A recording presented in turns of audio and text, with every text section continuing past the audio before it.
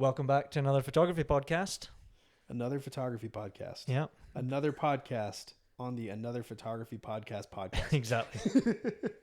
Not confusing at all, is it? Yeah, no. All right, this week we thought we'd talk about some wedding loves and hates Yeah. kind of things. So I have a long list on the computer here. I would say it's 60% hates and Good. 40% loves. So I can have a visceral reaction. So yeah, we can start off with it's mostly hates at the start and then the loves towards the end. So we'll start off negative and we'll move towards the positive. I love when people do what they're told. No, I'm excited to hear the list. I should have told you about this so you could have made your own list as well. I would have made a list. No, but curious. All right. First one on the list, the first thing I thought of was long speeches Yeah.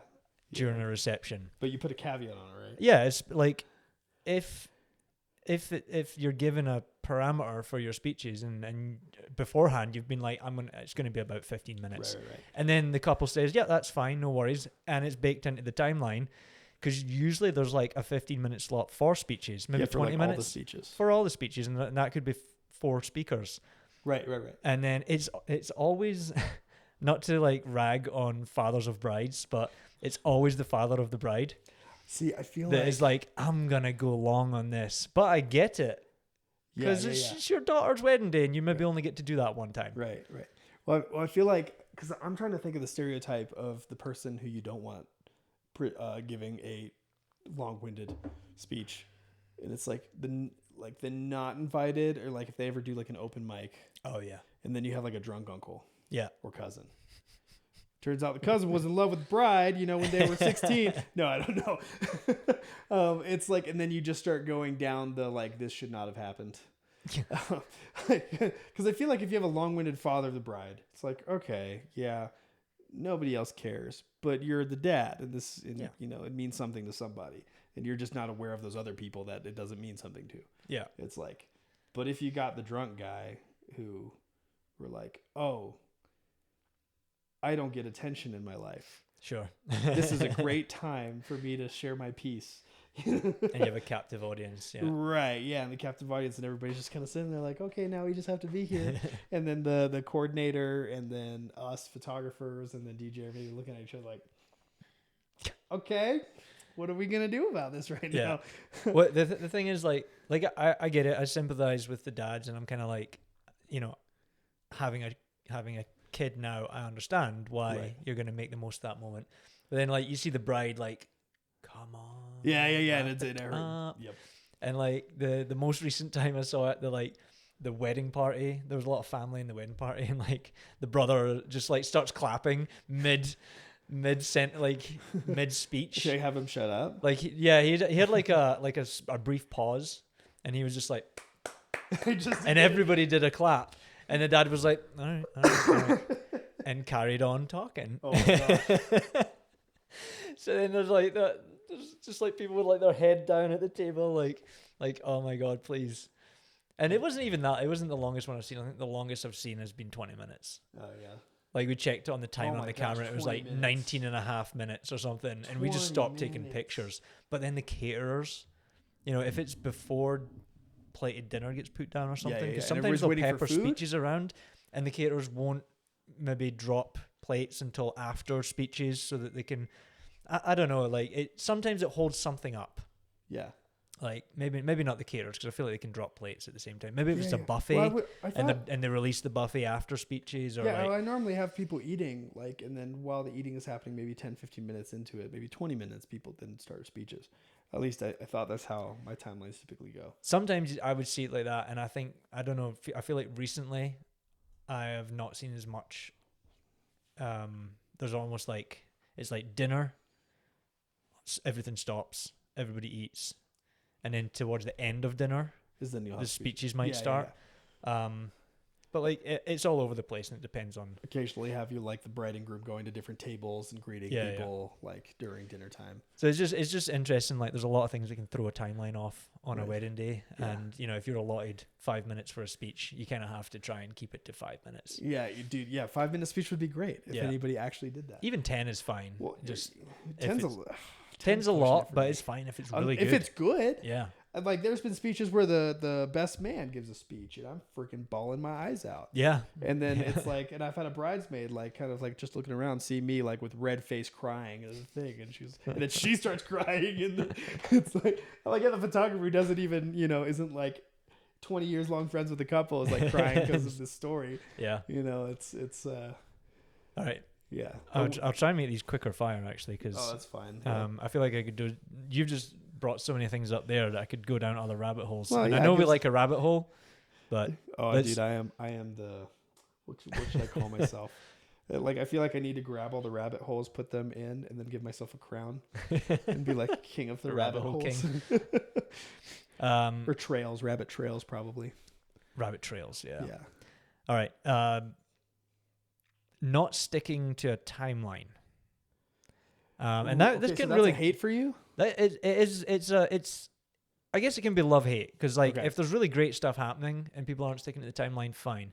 But if this really goes for like vendors in general, Yeah. not so much like a couple. If they decide to take their wedding in a different direction, that doesn't bother me as Okay, long as they okay, understand that like you're gonna abbreviate your own So portrait what time if I'm here the or vendor whatever. who's always making the timeline go over for portraits? I try not to do that. However, portraits is always the thing that gets squeezed. Yes, it always is. So if you allot 30 minutes for portraits, then we're gonna get And 15. hair and makeup runs a bit late, so the ceremony starts a little bit late, so Yeah. the cocktail hour starts a little bit late, Yep. so the dinner goes down a little bit late. And then so suddenly we're okay. It's time to And- start portraits, and then the planner comes up. It's like, hey, how close are you to being done? And it's like we started 3 minutes ago. yeah, I'm Yeah. like, right. It's which is fine, and I can make some bangers in 3 minutes. Yeah. But also like this is why they hired me, is this moment right now. Yeah. So I'm like, I usually give it to them. But also, that being said, I think if we're talking about timelines being a little bit, I think I'm usually the factor that's producing that. I try not to be, just to. I always feel like I get annoyed when other vendors step on my timeline toes, Right. which isn't that common, but sometimes, once in a while it happens. Like I've had some really stressful wedding days when that kind of things happened. Like everything's run late. The family photo list was too long. The dinner was ready, so I've got like the couple need to finish their family pictures, Yeah. and like the venue coordinator or maitre d', whoever's what it is, like, hey, we need to get them seated for dinner. Can you hurry this up? And I'm just like, they gave me this list. Yep. Y'all, like, everything ran late already, Yep. and I have to do this. Yep. And like, well, can you do it later? And I'm like, no, really, it's going to be dark in Yeah. 40 minutes. So Uh-huh. once they finish dinner, it's too dark. So, and then trying to get drunk people back out from a reception to do posed formal pictures is Oh not my like, gosh, yeah.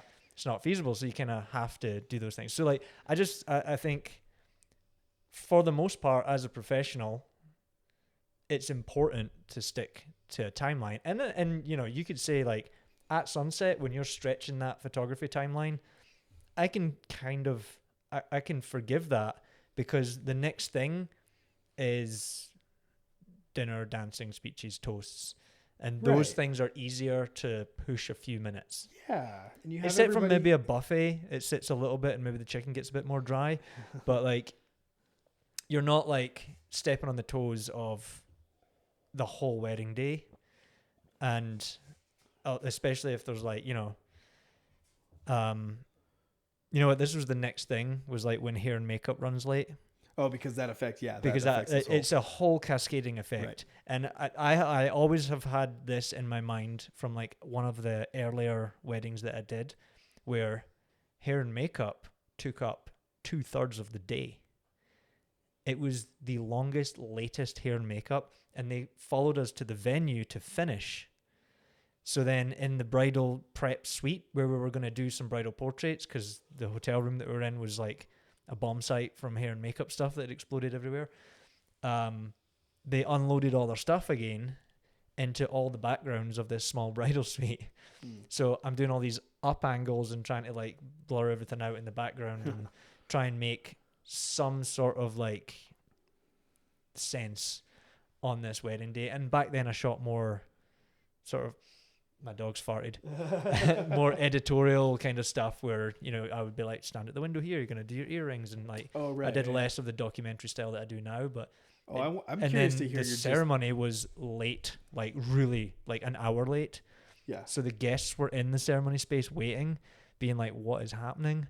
Yeah. And then just every single thing after that particular hair and makeup day was just a complete like shit show, because it was just everything was so compressed. Super curious, and speaking of rabbit trails, you just differentiated between editorial and documentary style. How would you define each one of those? Editorial might be the wrong word, but I'm thinking like editorial in my mind is like magazine shoot, so like stuff has a lot of photographer influence. Okay, I see. So one is like a photographer guided part of the day style, and the other be photographer fly on the wall. Yeah, documentary is I feel like is synonymous with like photojournalist type photos. And a lot of people argue that photojournalists don't pose anything, and I would argue against that because I have a book down here with a photojournalist who shot portraits. So it's some stuff can always be posed, and it can still have more of a candid overall feel. Whereas back then, when I was like training with wedding photography, it was a lot of like, hey, we're gonna stand at the window here. I want you to turn your body and do this with your earrings. Right. And then, you know, do your shoes sitting on this chair. I'll still sometimes do that a little bit if I need to. Because especially if someone sits under a terrible LED can light or something, I'd rather move them to a nice window and just like do that, but just do it over here in this chair. Well, I think photographer guided is probably a brilliant way to define that, because so many people, like I have some clients who are like, I just want candid. And then I have some clients who are like, I have no idea what to do with my hands. Yeah.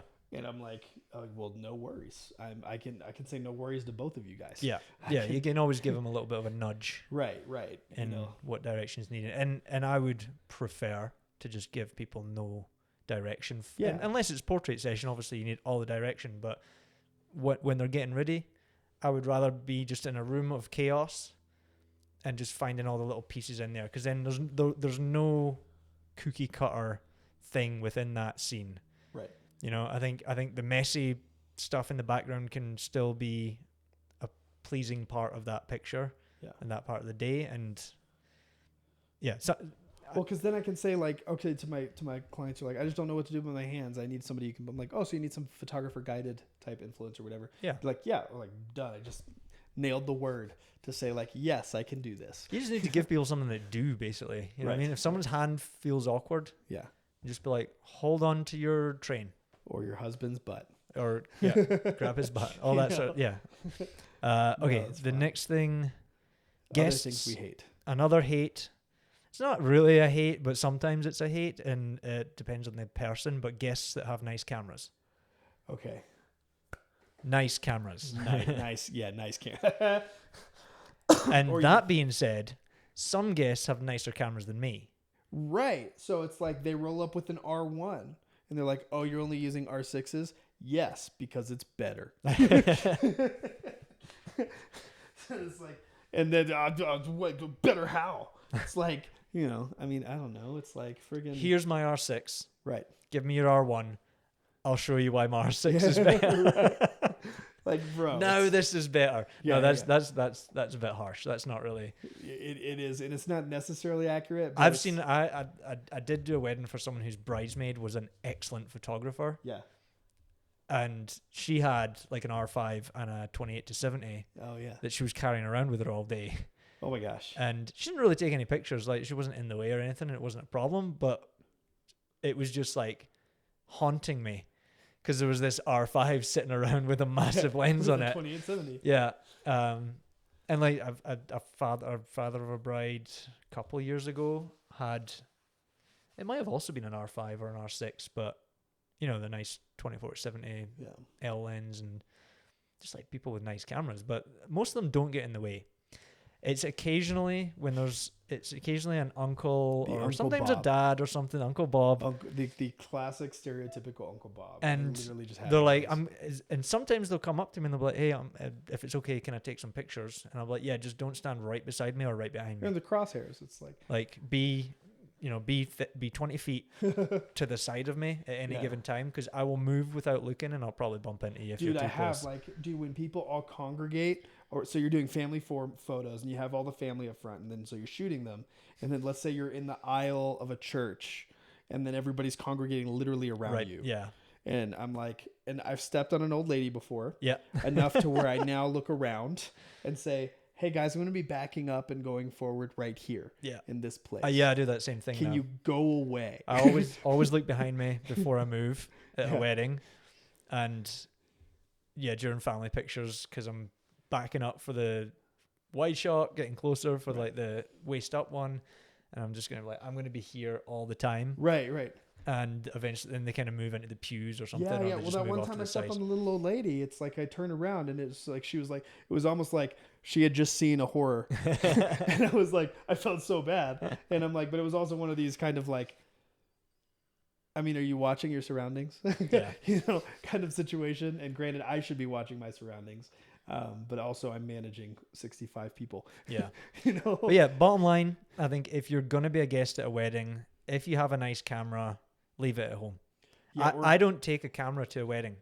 Like, okay, so if I go as a guest, yes, I might take a point and shoot. yeah. And the last time I took this to a wedding, I took it just so that I could take a family picture with my wife and her parents.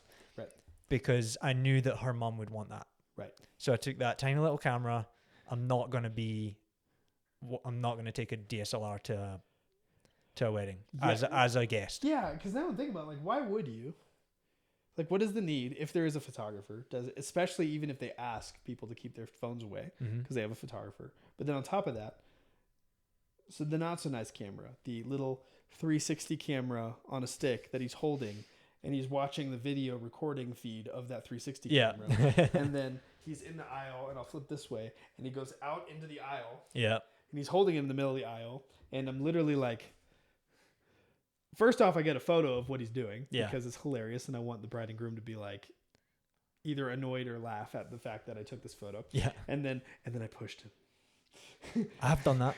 Yeah, no, legit. Because I'm like, literally, bro, you're hindering. Like, I normally don't care. I'm very low maintenance. I'm very unoffendable. But what are you doing? It's the only time there's like, I have a lot of flexibility on a wedding day to photograph, loads of different moments. But during the ceremony, people walking down the aisle, coming up the aisle, first kiss, any of those like significant moments. Yeah. That I'm responsible for getting. It is disappointing if someone is leaning into the aisle with a camera. Yes. And I've anticipated someone that was going to do, they sat in the aisle, they had like a Sony A7, whatever, a nice Sony.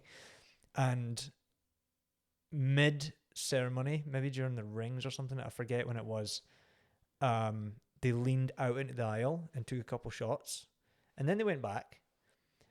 But I was away in the back with like a 135 ready for the kiss, and I had to go up because he got in that frame, and I had to go up to him and I was like, dude, I'll take all the shots you want, just don't lean into the aisle. Yeah. Like, I don't mind people taking pictures all day long. Did he like? And he was just like, "Oh, sorry." Yeah. And I never saw him take another picture. Right.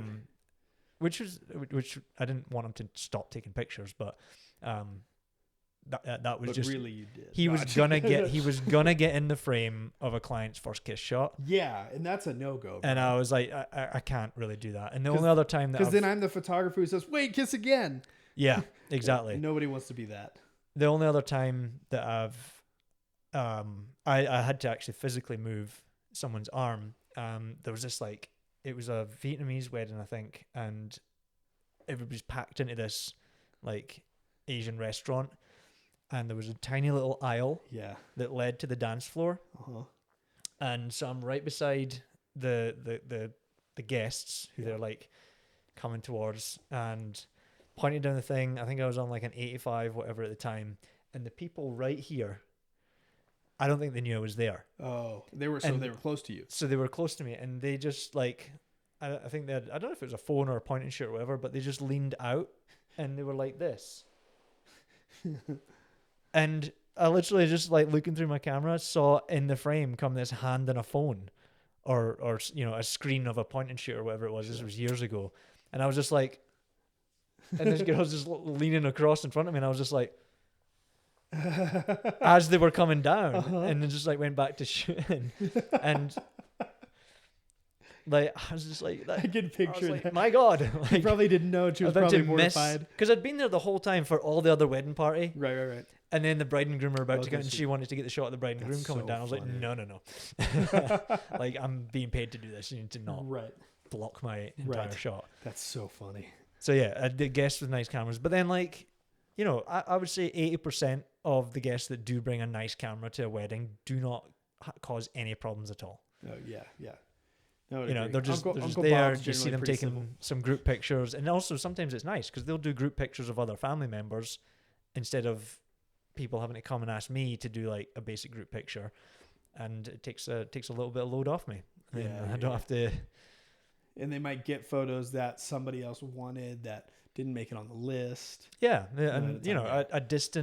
a distant relative didn't want to ask the photographer that they didn't pay for a family picture Right. or something. And But when I sometimes see them taking the photo, I run over there and be like, I get one. sometimes if I see a family that are there Yeah. and it's a good time, I'll just be like, do you guys want a picture? Yeah. Because if you put that in the gallery and they get it, then they probably appreciate that at the end of the day. Yeah. So it's nice to do, but I don't always get the chance to do that. So, Right. you know, if someone else is there with a camera to do that, I think your phone does just as good of a job for a simple group picture, Bro, for real. which is kind of wild. It is. It's like, no, you stick it in portrait mode. It's like, They're really good. the jar. Okay, speaking of the next one, I feel like I spent a long time on that one. That was a good one. We have lots of rabbit trails to go down for each of these. This is also in the sort of taking pictures realm, is like guests that are really close, like mothers, brothers, sisters of the bride or groom, taking a lot of pictures on their phone during the day. It's again, it's not a problem. Like, I'll photograph everything, and if that's in the background, it doesn't matter too much. But I wish people would enjoy the moment more. So like when when the bride walks into the room for the first time and the bridesmaids or mum see her in her dress that they haven't seen, in the wedding dress that they haven't seen her before, people might get emotional or something. Yeah. When a parent or sister or someone Flips gets the their phone out Yeah. to take a picture, I'm just like, just enjoy Could you be more present? the moment. Yeah. And I mean, maybe they are by doing that, maybe that's their way, but I photograph every day of my life, Yeah. like photograph Quinn constantly, and I don't. But not with photograph my kids phone. that much. I never very rarely photograph them with my phone. Interesting. I photograph with the camera because I think I'm able to be more present with a camera, That's interesting. because I can flip on a point and shoot or any of the cameras and take some pictures without having to swipe and look away and press a button on a phone or something. I don't quite know how to explain it, but I feel more present oftentimes while photographing things. Interesting. That's the only thing I only take photos really. And I is realize with I'm my kids. contradicting myself here, but on a wedding day, I'm not doing that, especially when there's a professional. Well, we're that's the been hired. designated documentarians on the Yeah. wedding day. And so it's like we're paid to maybe not be so present, but to be focusing on the technical craft of what we're doing. Yeah, So it's like, yeah, if you're in the day and you pull out your phone, it's like, I probably don't really like, on my wedding day, I don't even know if I really pulled out my phone much at all. It's like, so let alone like, okay, on my kid's wedding day, am I going to do that? Or am I just going to be in the moment? It's like, I probably don't think I would even want to you take off your VR glasses Yeah, take off my VR glasses when our kids get married. so I can observe the apocalyptic wasteland that we're in, and then it's like, and that we're having a wedding in. It's such a beautiful, But yeah, it's like I only ever take photos of my kids with my phone because it's the camera I have on me when a moment strikes. Yeah. You know, so it's like, and especially now with the photo button, you just press. Yeah. You know, to kind of get. Oh, I don't have that. I have an iPhone 8. Oh yeah, I have this. Oh, you have the 8. Oh my gosh! Well, no kidding. A phone is not present for you. Yeah, I have the 16. I have twice. Okay. I have 2x your phone. Nice. But and so there's some cool camera feature stuff. No, but literally, it's like you just pulled out the Ricoh. What is that? Ricoh GR. Ricoh GR. I have friends who are like, okay, so I want to do better than, I want to upgrade my camera skills. I want to do something. So what should I get? I'm like, okay, what's your budget? Like $200. I'm like, oh shoot, bro. Okay. Buy a workshop. Do you?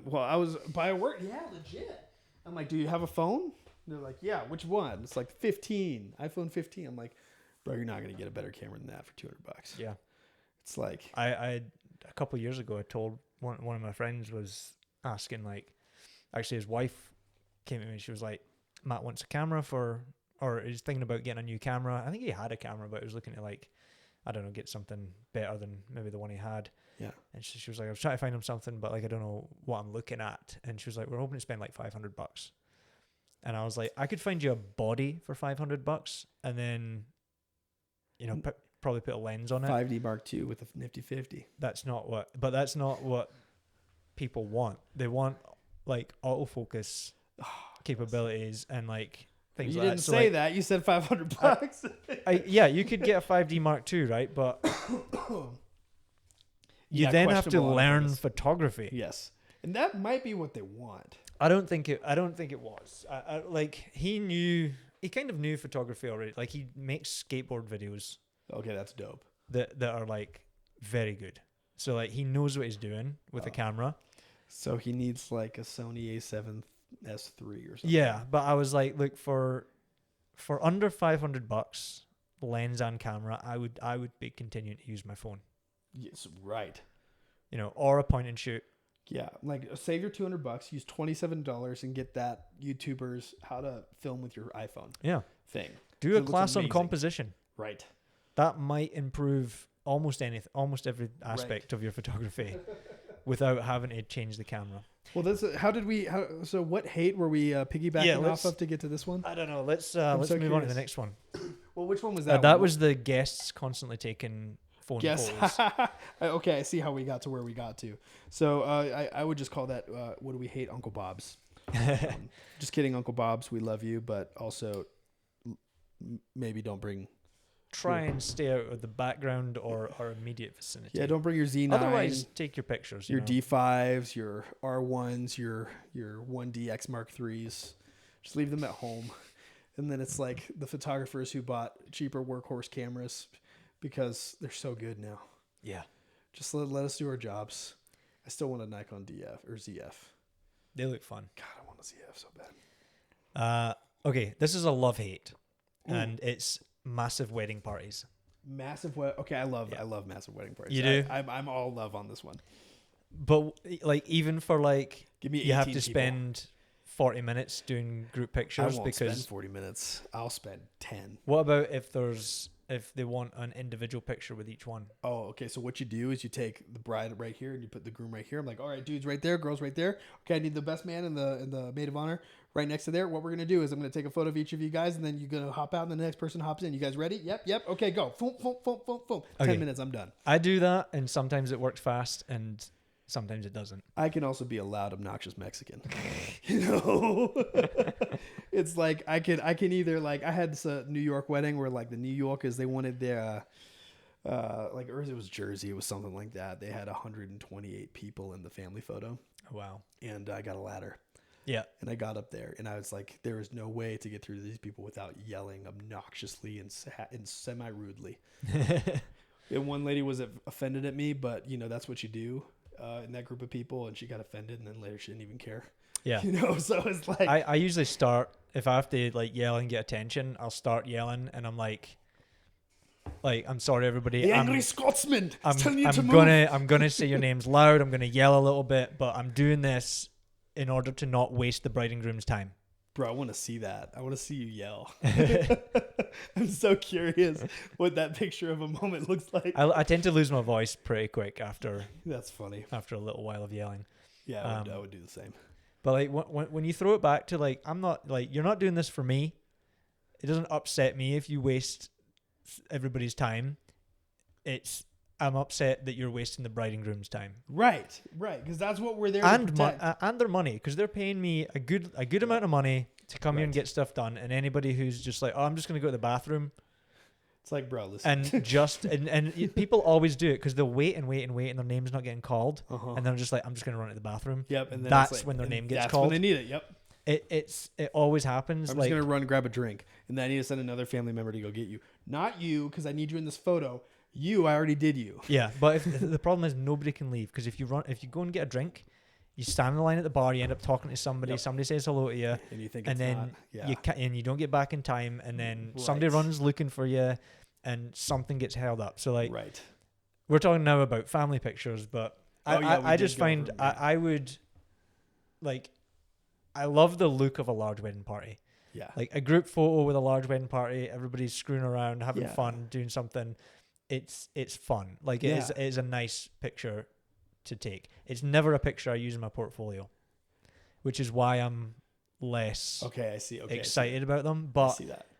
it does look good, and large wedding parties tend to be louder and more fun, What is which sets the tone of the wedding day as True well. that. Okay, that's a good point. I like So that. even a loud, fun, two person wedding party is great, but when there's 9 people and they're bouncing energy off each other, it like 9 people on raises- each side. Like Yeah, 9 yeah, girls, yeah, 9 yeah. guys. Yeah. and it just raises the energy everywhere. Is that the threat? Is 7 like when you have more than 7 on one side, it becomes a really large wedding party? I think so. Honestly, I think if it's more than 4, it's big. Oh wow, okay.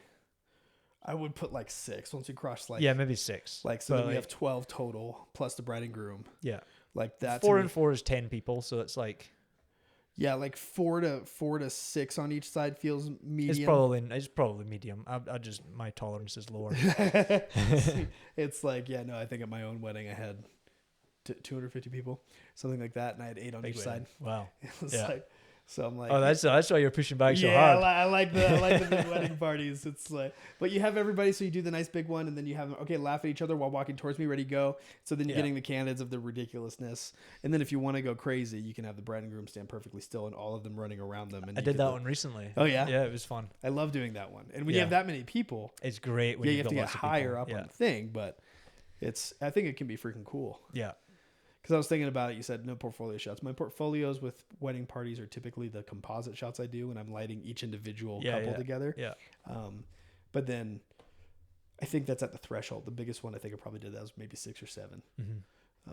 But I'd have to check. Yeah, it's not like I don't hate it. Like I'm not disappointed when someone has a big wedding party. I'm always like, oh, most likely it's gonna be a really fun day then, Yeah. because they will elevate that level. But then I know that the wedding party group pictures just take a little bit longer, Yeah. and group pictures are never my favorite thing to do. I always want to expedite the process as quick as I can so that I can do either more portraits or more candid stuff. Yeah.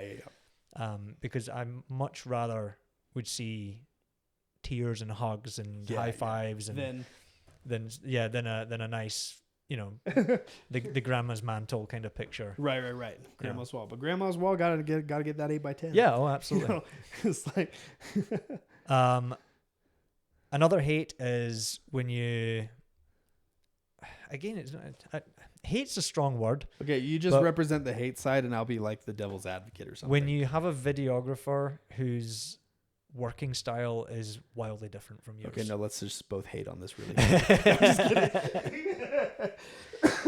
And it's I not work- always bad because sometimes like you both work together and figure out how to make it beautiful, but it Yeah. does take more time because you both want a different thing. Yeah, I work really well generally with videographers from all kind of directions, but I think the thing in terms of working differently that bothers me the most about certain videographers is they having absolutely no bedside manner. Yeah. And they don't realize what they're doing is actually costing the bride and groom something. whatever measure, whether socially or in the moment of time or something that they want. Yeah. And they're having a hard sell. You know, I've had some cool ones where they take the bride and groom out into this other thing and they close the blinds, the curtains of the thing, and they have a whole light set up. They have a backlight. They have smoke, you know, and they're doing this pull out of this thing, and they're on like, and the bride's on this like big throne looking chair. Yeah. And then the groom's like behind her, like, or whatever. And so they had this vision they pulled up for them. I'm like, okay, it's pretty cool, you know, and they set up for that. But it's like, and yeah, it took a lot of time to take the bride and groom away from that. And then the first time they did it, they forgot the smoke. And so I'm like, weren't you guys going to use smoke? And they're like, oh my gosh, can we do it again? And it was like, and it's okay, back to one, repeat the production, you know, versus you use the word documentary style videographers, which my favorite guy, Hudson, calls himself. And he's like, you would never know that. Yeah. I sent him, a couple asked me for a videographer recently. Yeah. And I referred him. Great. And he's sending one of his associates. Associate's amazing. So I hope his associate is good, because I don't know who his associate is. No, word. Well, if he picked him, I'm sure it's good, because Hudson is like, I'm so impressed by Hudson, and it's in his stuff, because I'm sitting there and I work with him and I bring him along all the time now, every time I can, because now like all my clients get referred. If they want video, I refer Hudson, but it's like I'm just sitting there and he does mostly handheld. Yeah. When he's doing his kind of documentary stuff and Nice. everything, and I don't know what he's getting, and then I see the final product, and I'm just crying. Not like, yes, I'm crying because of the emotion of the video, but I'm also crying at the craft. Yeah. You know, and then the fact that I'm like, you clever dog. Yeah. It's like, it's so good on so many. And that's levels. that's why I'm like, hate's a strong word, because I've worked with many videographers who don't always work in a sort of candid manner. Right. And they have shots and things that they often do to set up with their final product in mind for the video. Right. So, you know, and that's where it sometimes feels like it interrupts the candid workflow a little bit, because if you're spending 10 minutes to do a certain thing, or there was this like time where I'd seen a lot of like, okay, you're going to look down, and then when I say now, you're going to like slowly look up. Yeah. And they do like a slow motion shot of them looking up. Yeah. And they're like pulling back or zooming in or something. And it does something dramatic for the final video. And it looks great in the final video. And it's very direct. You know, I try not to grudge people their time doing that. But another part of me is like, you know what, this last 15 minutes could have been 15 minutes of the bride and the bridesmaids,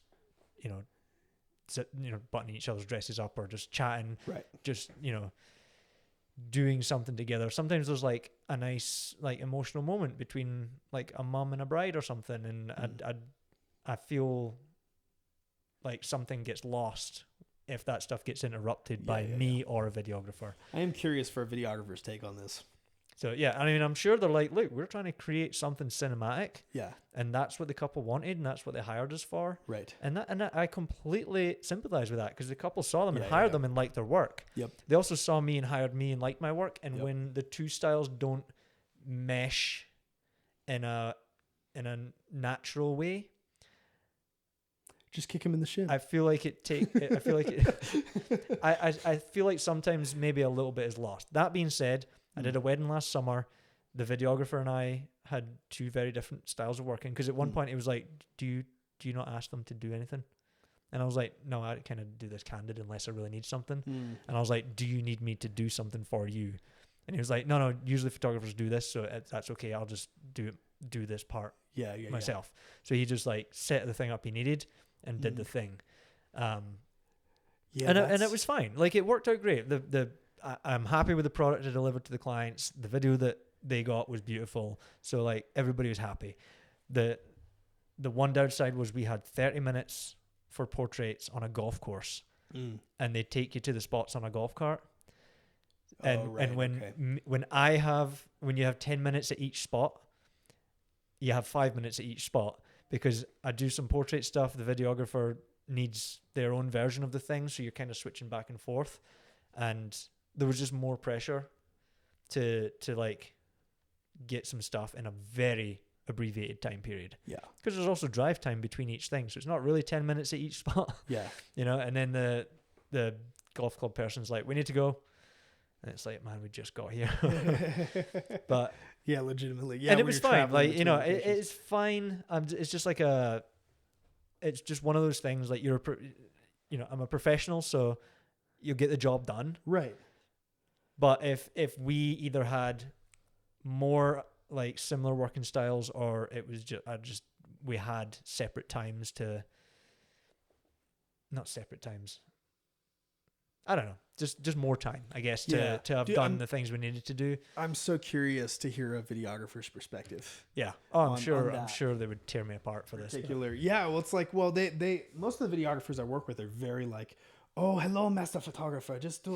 You tell me where I need to be. Yeah, I'm like, Yeah, I mean, honestly, that's just, I've had the same experience 90% of the time. They're just like, I'll just shoot over your shoulder, I'll follow you, you know, you do your thing, tell them what you need to do. yeah, and I'm like, that's so we're both here to capture a thing, and I that's feel like great. that's overdone. And I also try to like, I'm aware of the videographer needing movement. yeah, So when we're doing portraits, I'll maybe do a couple static ones, but I will always include movement. yeah. So like Sure. even when they're standing still, I'll try and give them an action to do. Like, you know, you're going to give her 100 kisses anywhere but her lips in the next 10 seconds, you know, so like loads Ooh, of I fast haven't little heard that kisses. one. And then they might be doing slow motion, but hopefully she gets like tickly or something and she'll like giggle. So then she's like throwing her head back and then you get some like movement there. Yeah. Or just like, you know, just stroke each other's shoulders or touch each other's face, all that thing. Like, You'll get a dirty joke in there somewhere. I know. And then like have them walk, maybe have them run, like have them do a twirl or something like that, just so that video has movement. That's a great idea. You know, so I'm always like, I will incorporate movement into the photos as well. So if you want to just like go with my flow, that's fine. Brilliant. But it's just been just kind of recently, the more documentary style I go, sometimes videographers need something slightly different. Well, I feel like the more videographers I work with nowadays are what the word we're using is documentary style. Yeah. It's like, and they would call themselves that too. Yeah. Which it's like, maybe I think a lot more people are that style, Mm. but I'm just like, sometimes I'll just come across people who are not. So yeah, they realize like, oh, you can actually get the shot while nobody knows you're getting the shot. yeah. It's like, it's actually doable, especially if you're handheld, Yeah. you know? Yeah. There's a few people that I recommend around here that actually do, that I feel our styles mesh together well. Yeah. And I always think the product ends up being better. Interesting. When you really do have that good like working style synchrony or something. Synchronicity, yeah. I don't know, I'm kind of saying the same things over and over now, but So our hate was videographers that have a different working style. they have a very different working style. So Yeah. if you have a videographer that likes things to be very posed, it doesn't work so well for Mm. me, who only tends to pose during the portrait session unless required. I'm very adaptable. I feel like I'm definitely adaptable as well, but if I don't like, this was the thing. This wedding did not need posed. They had good light. right. Everybody was pretty natural, so I was just going with the flow. And the videographer needed a little bit more, and that was fine. We just worked it out together, and I was like, Yeah. no worries.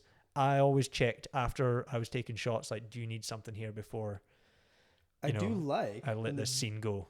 when the videographer does something that gives me an idea. Mm-hmm. Oh yeah, I'll say to throw a love on there. definitely piggybacked off of Yeah. stuff they've done. Yeah, and it's like, so I'm like, okay, no, you guys are good. You guys go ahead, and I've kind of got what I needed, and then maybe we'll trade off, or we'll do something symbiotically, or Yep. And then it's like when they're going to do a thing, I'm like, just kidding. I'm gonna go shoot over your shoulder now. I'm gonna be the annoying guy, you know, For sure. But that was a good one. What's the next one? All right. The other thing I hate doing is shooting details. Okay. Oh, interesting. Okay, why do you hate shooting details? Because So again, crying people. Hate's a strong word, because I always shoot details. Yeah. Like, people spend a lot of money on stuff. Legitimately. And so I'm always going to photograph details. And in fact, recently I got some detail shots that I liked so much that I had to really try not to put them in blog posts or post them on my Instagram. I might have even posted one somewhere in a carousel, but That's I don't so want funny. people, I don't like to post things that I don't want people to hire me for. That's Like, I so don't want someone to interesting. say, I love your detail pictures, and I want to see that on my wedding day. I realize Even though I do shoot them, and I shoot them as best as I possibly can, Same, yeah. I try not Or to. creatively even. Yeah, I try not to show a lot of them. Yeah. even when I love them, because it's not what I want my brand to be, kind Yeah. of thing. I do the same thing. But sorry, I know, you're going to chime in here, but one of the other things is I have many times now. I've taken all the details, because people gather them up in a little trinket and in a little box, and I take it to another room, or I find somewhere and I set it up, and I'm in that other room and I hear group laughter. Yeah. Yes. And I'm like, these details are not as important as whatever that was.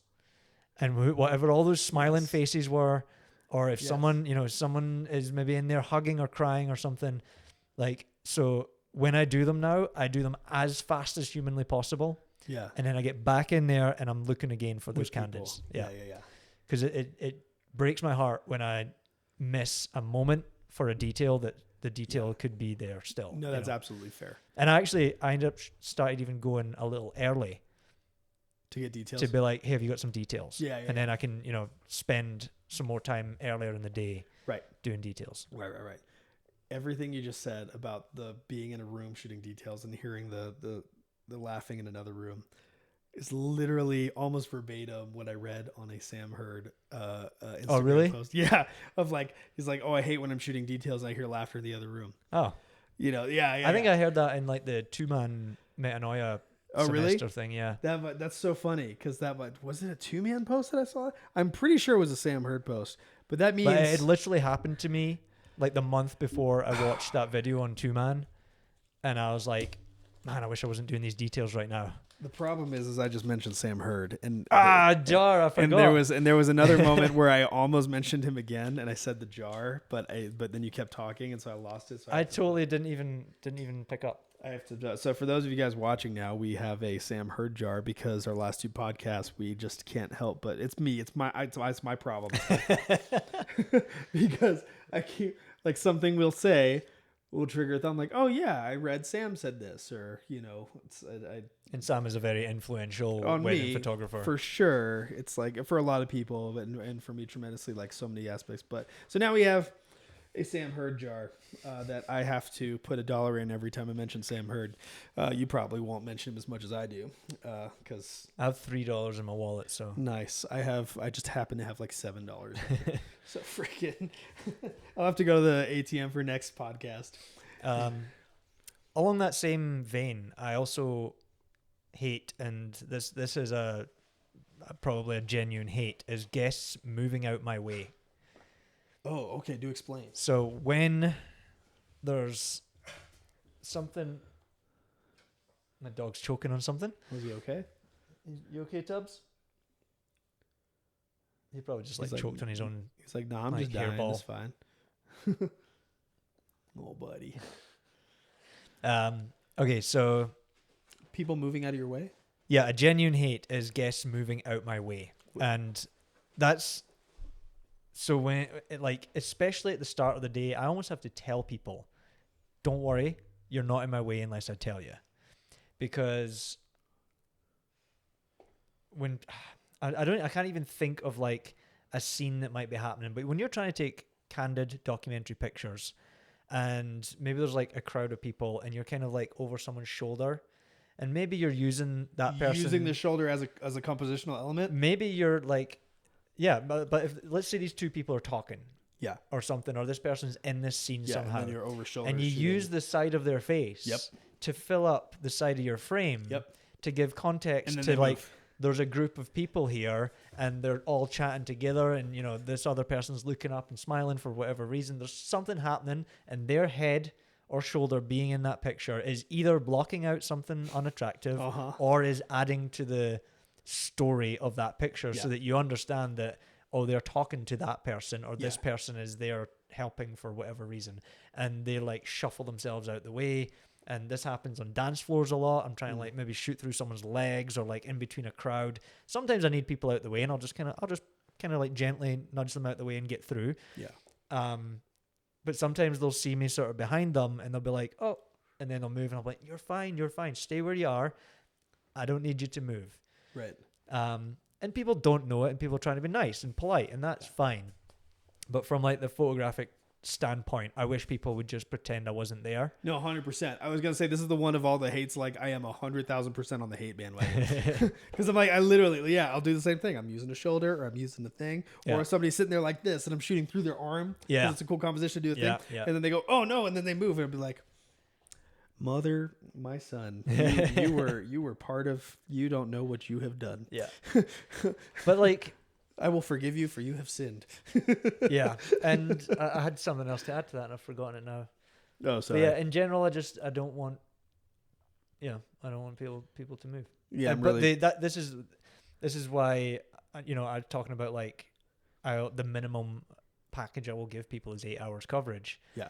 Because even if they only need 5, I'm just like, let me come and hang out for 3 hours beforehand, because your friends, your family, you yourself will get used to me being there and just being in your in your personal space with a camera. Yeah. And then they'll get sort of used to the idea of it. And, after an hour, when you've told a few people, don't worry about it, just keep doing your thing, they kind of get used to the fact that they're not supposed to move out the way. That we have a paparazzi. And they'll kind of forget you're there. Yeah. Especially when I'm like, sometimes I'm, climbing on furniture, I'm on the floor, like trying to get an upward angle somewhere. I'm having these pictures of you doing weird. And they get like used to, they just get used to you like being up high, crouching down low and being in odd spots, and they start to forget about you. Yeah. Well, so that as they get progressively drunker, they can start congratulating you for being so in love with your craft and devoted to your craft. Yeah. How many times at the end of the day have you had someone be like, "You're a really great photographer"? Probably 50% of the time. Yeah, and you haven't seen a single picture. Yep, I've done that too. I say, you haven't like, seen I can anything. just tell by the way you work. And I'm like, oh, great. that is kind of nice. Good word. That's funny. All right, the next one. We are on 51 minutes if we want to. Oh yeah, let's cut this off and we'll do a part 2 where we do our love at another time of loves and hates. But well, that's good. Yeah. So we can, I guess, if we wrap up, and thanks to our special guest, the Sam Hurd jar. I only put $1 in there. I'm so impressed with myself. I almost put 3. Save some cash. Yeah. But do you want to let people know where they can find you? Sure. Yeah. You can find me. Search Liam Gordon Photography on the internet, or liamgordon.photo for my wedding stuff. The Liam Gordon on YouTube. Also on Instagram for street photography stuff. Yeah, which you need a website for, and I want to see. I have. You do? I couldn't find it. Yeah, it was like the liamgordon.com. It's just like a basic. Instead of liamgordon.photography? Yeah, so liamgordon.photography is the wedding one. The liamgordon.com is the street stuff. But I don't think I have updated it for a little while. For a while? Shoot. But there's a bunch of projects in there. Well, I know what I'm doing tonight. My Instagram is thevibrant_co, and my website is thevibrantcolorado.com. And so Vibrant related things. And if you search Michael Escobar, I don't know if it'll come up with Escobar's related to a lot of things on the internet that aren't photography related. So piles of cocaine. Yeah, right. So it's either thevibrantcolorado.com, vibrantmediaco.com, or thevibrant_co on Instagram. But this has been another photography podcast, and we're signing off. All right. Thanks, everybody. Peace out.